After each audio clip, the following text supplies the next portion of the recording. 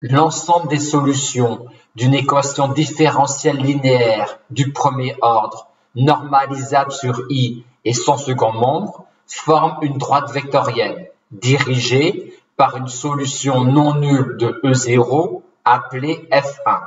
Dans cette vidéo, nous allons voir comment déterminer F1.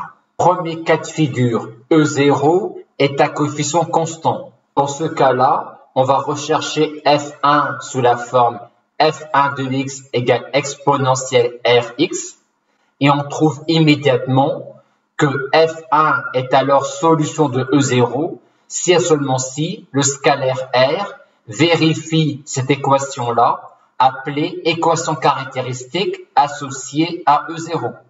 Bien noter que la notion d'équation caractéristique n'a aucun sens quand E0 n'est pas à coefficient constant. La résolution de l'équation caractéristique donne R égale moins 5 quarts et donc nous donne F1, à savoir une solution non nulle de E0.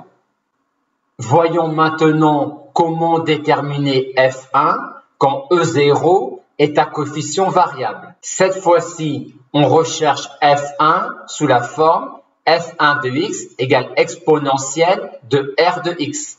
Et on trouve immédiatement que F1 est solution de E0 si et seulement si la fonction petit r vérifie cette relation-là. C'est-à-dire si et seulement si la dérivée de petit r est égale à cette quantité-là.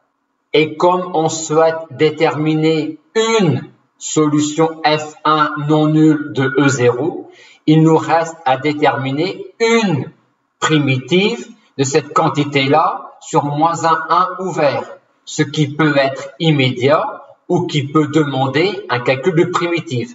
Ici, on a immédiatement qu'une primitive de cette quantité-là et cette quantité-là. Une fois une fonction R déterminée, on détermine une solution F1 non nulle de E0, dont on simplifie l'expression. Quand on effectue les calculs de F1 de x, on va être amené à devoir simplifier des expressions de cette forme-là. Pour cela, on essaie de rapprocher le ln de l'exponentielle en commençant par appliquer exponentielle a plus b égale exponentielle a fois exponentielle b. Et ensuite, pour rapprocher l'exponentielle de ce ln-là, et donc pour qu'il s'élimine, on passe le 3 en puissance à l'intérieur. De même pour le moins 4 ici. Et on obtient finalement cette expression-là simplifiée de cette quantité-là.